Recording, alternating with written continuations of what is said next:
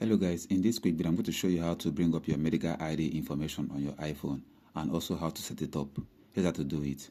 You have to click on the volume up button and the power button at the same time. The second one will be your medical ID. You have to swipe right and you're going to see all your medical ID. This is very important if something happens to you and the person can't unlock your phone.